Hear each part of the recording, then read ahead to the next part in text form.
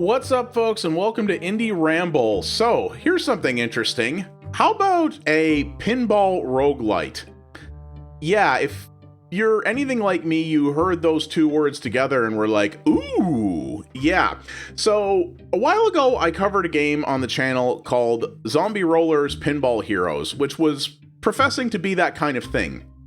And it's pretty good. I actually quite like it, but because it originally started out as a mobile game, it was incredibly grindy. It had no microtransactions in it, but in lieu of that, they made the path to getting the significant upgrades you need to finish it a real grind fest. Like a real grind fest. This game does the opposite. So yeah, this is Pinball Wizard. It's a game that originally came out for iOS devices through Apple Arcade. As far as I know, it was not free to play because it was part of Apple Arcade, so there are no microtransactions in it. But to say that this is simpler than something like Zombie Rollerz is a bit of an understatement. So, just an interesting thing I thought I'd point out here. It's not uncommon for PC developers to use third-party studios to put their games on consoles and things like that, because they can be a little trickier to develop for. This one actually had a third party do the PC version, which my head's over it there. It's called, but the PC version was by someone called Gunstone Studios. I can honestly say this is the first time I've ever seen that. Kind of interesting.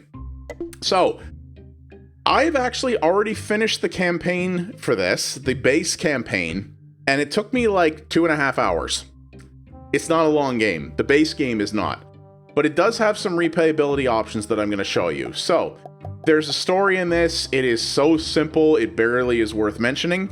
And there is a skill system here that you can power up your character with, and this is where the sort of roguelite-ish element comes in. You earn experience and money by playing the game that you can spend on these various upgrades, and when you hit certain character levels, you unlock other ones. I haven't unlocked them all yet, as you can see, but the later levels become a bit of a grind here. So, the main campaign is this. It's 21 floors of this tower that you're trying to ascend, and then when you complete that, you have 2 different infinite dungeons. These are dungeons that you play non-stop, but they're the same base layout, and there's also a daily dungeon. So I'm going to go into the first of these infinite dungeons here to show this to you and give you an idea what the sort of core of this is. So this is what it is. It's a pinball roguelite, as I said. And what you have is you're thrown into this arena. There's a bunch of different enemies around, and there's a bunch of money to collect and experience as well. So you can see in the upper left there, the white number is your experience, and the yellow or gold number is your money. And these two things in concert are what you will use to unlock all the different upgrades that become available to you. The main way you get around, so your character is not a pinball, but you launch him around like one, but you can see he kind of walks. And you control him both with that. You also have an ability here that you can use to sort of launch yourself in a certain direction, as well as an ability where you shoot a ball out that can not only damage enemies, but if it rolls over, different power-ups and pickups can also help collect those. And you get experience for bouncing off of both enemies and other items like that. Now you can see I already died here, so yeah, we're going to talk about that after. So once you finish a level, it shows everything that you collected. You know, the numbers go higher. As you level up, you can get more health, attack, and stamina, or defense rather, both, well, not stamina or defense really, energy, which is what you use to run your special attacks. Let's go into the daily dungeon here. And you can level those up further along with your different abilities. The abilities include these 2 attacks that we've shown here. There's an ability that puts that little peg in between the flippers at the start so that you don't gutter out early. There are other things that can do, reduce the damage you take, increase your attacks, other things like that. Most of them are passive. The only real active ones are the 2 different attacks here. And as you can see what happens there, so you don't have lives in this or a number of balls like you would have in, say, a traditional pinball game. What you have is a life bar, And every time you get hit by an enemy or gutter out, you lose health. You get your health to 0 and it's game over. And you hit enemies by either using your sort of abilities on them or just running into them. And different enemies have different kind of attacks and different amounts of health that you have to deal with. In the campaign missions, what you'll have to do is a certain enemy will hold the key to get out of the level. You don't have to necessarily clear the entire level in order to be able to get out. But once you picked up the key, a timer will start, and if you can hit the door, hit the doorway to get out, you will instantly, but also a timer will start. And if that timer runs out, it doesn't harm you at all, it just exits you out of the level. But there is an incentive, potentially, in some cases, to stick around, which is that you could pick up more, you know, gold or experience that are around. As you kill different enemies and complete other little environmental pieces within the levels, additional money and options like that will unlock that you can pick up. So there is an incentive to stick around, but if you want to avoid enemies and things like that, you might just want to say, all right, cool, I'm just going to bail out now and aim for that. So that's really the core idea of this, and it sounds interesting on its face, right? Well, it does. The problem with this game, unfortunately, especially compared to something like Zombie Rollerz, is it's just really, really, really simple and really shallow.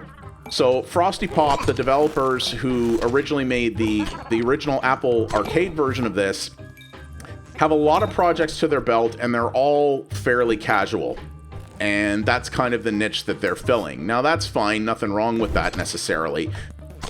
But that is what you're getting here is, you know, at time of recording, this actually isn't out yet, so I don't know what it's going to sell for. I will put that in the title. But if it's more than, like, at most $5, I think it's asking a lot. Because I beat the campaign, like I said, in 2.5 hours. These daily dungeons and infinite dungeons are neat, but, you know, you're just going to be grinding out the rest of your upgrades, and then after that, there are leaderboards for the infinite dungeons and that. They're simplistic leaderboards, but they, you know, they do the job. But beyond that, there isn't much else to this. The presentation, I feel, is also very bland. It's very generic, cartoony. The color scheme is muted. It's not that it's bad, it's just uninteresting. There's only one boss. There are a handful of enemies here, and the upgrades are interesting, but nothing special in their own way. And to be honest with you, as a pinball game, this just isn't very great, because as you can see, your character moves very slowly because you're actually not moving a pinball, you're technically moving a bipedal, you know, character. So everything feels very, very slow. It doesn't feel like you have a lot of granular control over the character. There's no tilting, which is kind of a key thing in pinball to make sure that, you know, if your ball's not going where you want, you can sort of influence its direction. That's kind of really a key staple of top-level pinball play. There is no tilting in this. So if your character's not going where you want, you either have to use your charge attack to sort of redirect him quickly, or if that's not charged, you might just get boned and not end up where you want.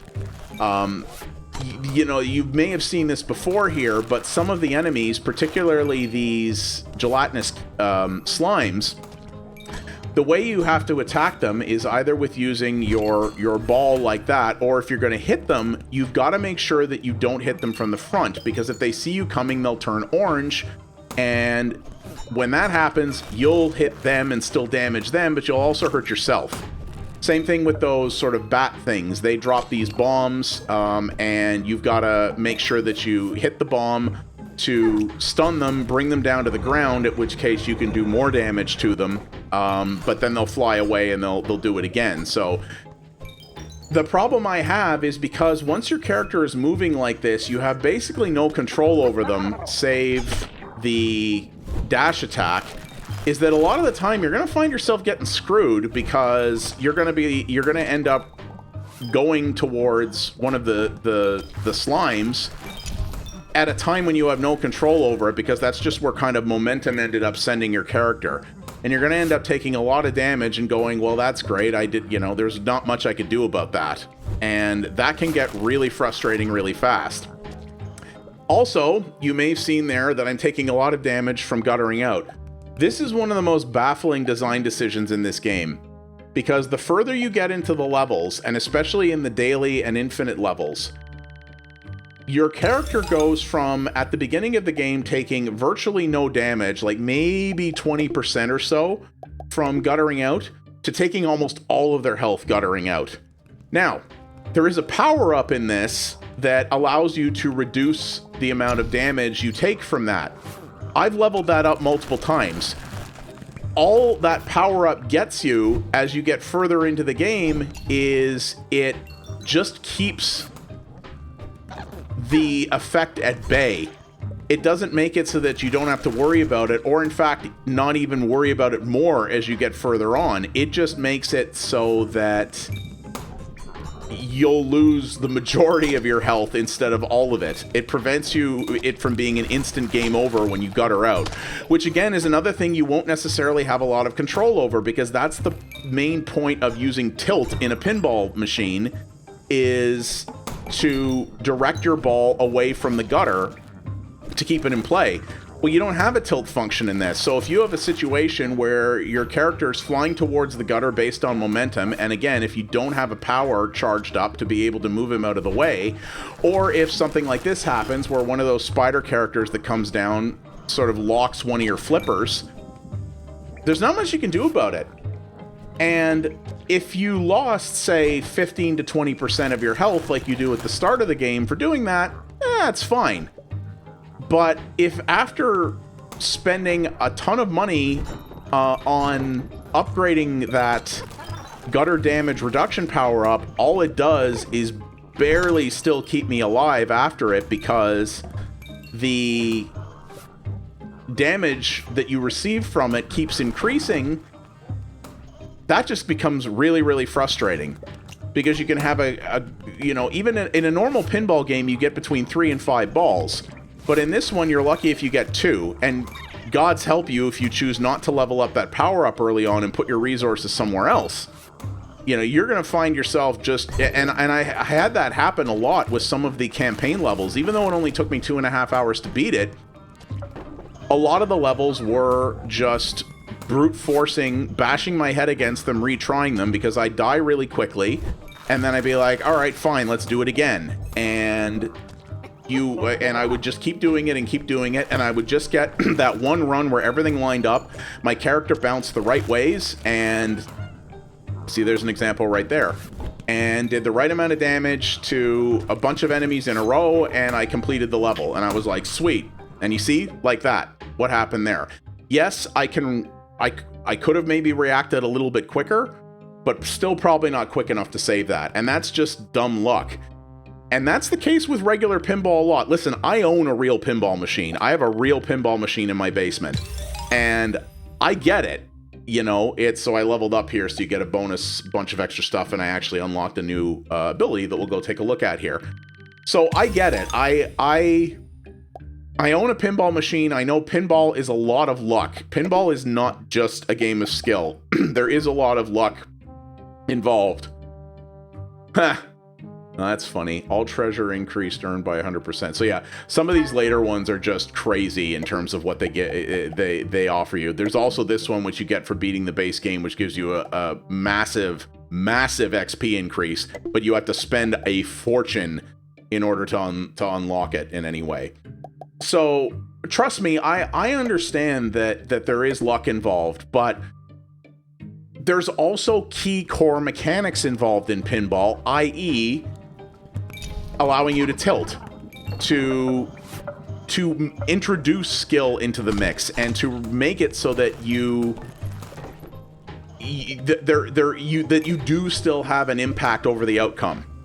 And sometimes you're not going to be able to do it right. Sometimes you'll tilt and physics and will still not be on your side. I mean, after all, pinball going back way back in the day has its roots in gambling. You know, pinball in many ways, at its core concept, when the game was invented, was designed to be a game of chance. in many ways. And they sort of introduced more skill-based play into it as it evolved into more of an entertainment-first type of medium. But still, right? And that's the frustrating thing about this. It feels like sometimes that you just get hosed for no good reason. And because of things that you really don't have control over, even if you do everything right. And I think it just misses the core of what makes pinball so awesome and why I love it so much. And little things like this, there's no quick restart.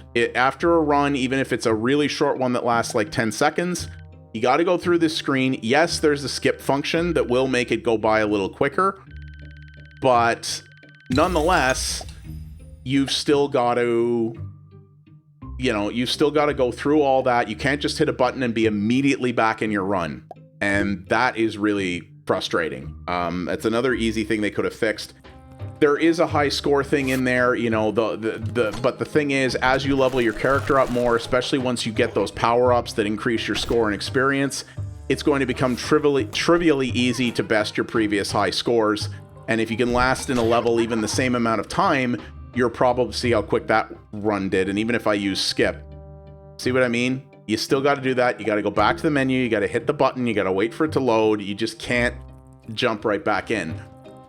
So the high score, at least the local high score, is somewhat meaningless because you're always going to be able to best it if you keep investing in your abilities. You can have a run, like you saw the high score that I set in my last run of Dungeon 2 there. It took me like 10 minutes of play the first time I got that original high score of like 2,500.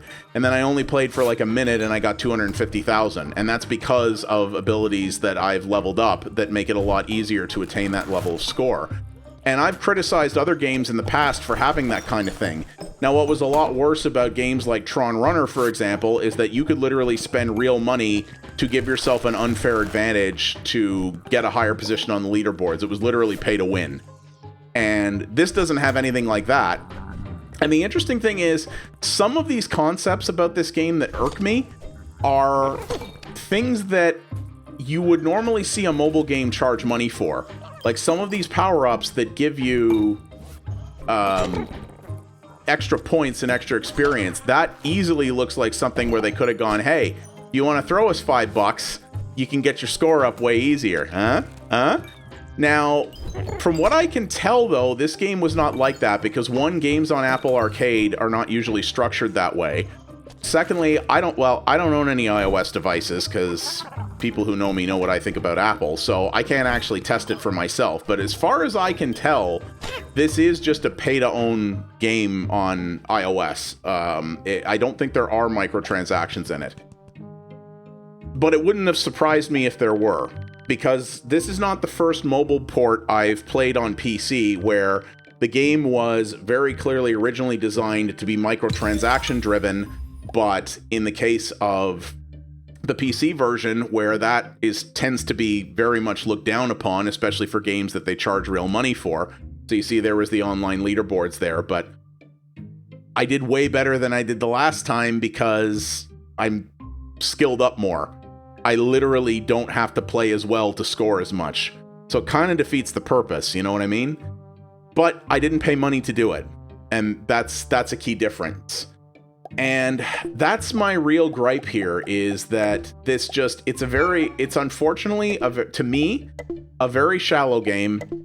And it just doesn't have, it doesn't understand its source material very well, like the type of genre it's drawing from. It's incredibly simple. It's incredibly short, and it won't take you long to get through. And there's not a lot of depth to it. They could have done so much more with the idea of a pinball roguelite, and Zombie Rollerz I think did that a lot better. Which again, that was also an Apple Arcade title. And that is a game that definitely feels like it was originally built around microtransactions, because there are none on PC, but holy geez, really getting into that at a high level and getting a lot of upgrades and advancement in it will take you a lot longer than even a lot of really grindy, more traditional roguelikes will. And that was the one thing I didn't like about that. But this, like I said, goes in the opposite direction. This is too simplistic, way too simplistic, at least for me. But here's the thing, why did I do a video on it? Because you know my policy is I don't cover games that I think are objectively just terrible. I don't necessarily think this is terrible. As someone who loves pinball and has certain expectations out of a game that has pinball in it, this was very disappointing to me. And I really wanted a lot more from it. But this game, like, was either won or nominated for awards on Apple Arcade.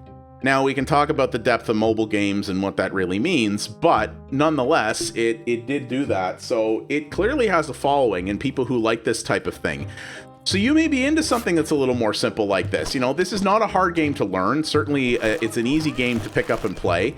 And if you want something just to put a little bit of time into where you can get a score attack and you can get that satisfying feeling of, you know, running over a bunch of treasure and getting your combo up and seeing the numbers go higher, it can do that. So, you know, that's what I do on this channel. I don't cover crap games, but I will cover games that I don't necessarily dig, but that I think other people might. And that's why I wanted to show this to you. If I had to choose between this and Zombie Rollerz Pinball Heroes, despite its own flaws, I would take Zombie Rollerz any day of the week and twice on Sunday. But I wanted to show both of these to you because there is a good idea here. I just think it could have been implemented better. But I also think that this is a much more casual game that frankly isn't really made for people like me. Zombie Rollerz is more made for the type of hardcore player that I am. You know, if you're someone who's really into roguelites, I don't think they really made this for you. They made it for a more casual audience. But it does have some interesting things to it, and that's what I wanted to show you. So, thank you for watching, everybody. I do appreciate it. That is the Pinball Wizard. It's out now. It's on a couple of different places, so you can check it out if it interests you. I will have the price in the title. Like I said, I didn't know what it was. I don't know what this is going to be worth when it drops on PC, but I'll find that out and put that in there for you. So, thanks again for watching, everybody. If you liked what you saw here, please do all the normal YouTube things. Like, subscribe, hit the bell. Leave a comment down below. I'd really like to know what you guys think about this. Does this actually interest you? Do you think I'm being too harsh? Do you think there is more depth here than I might have said? If you haven't seen my video on Zombie Rollerz, go check that out and see how the two compare. Let me know what you think about that. I'd love to know. And let me know what anything you guys want to talk about with regards to pinball, because I love me some pinball. And as always, you can follow me over at twitch.tv/pxabstraction for multiple variety streams a week. I cover other indies as well as retro stuff over there, including a lot of things you won't see here on YouTube. We have a great community there, and I would love to see you be a part of it. Thanks again, everybody, and I'll see you on the next Indie Ramble. You folks have yourselves a good one. Take her easy.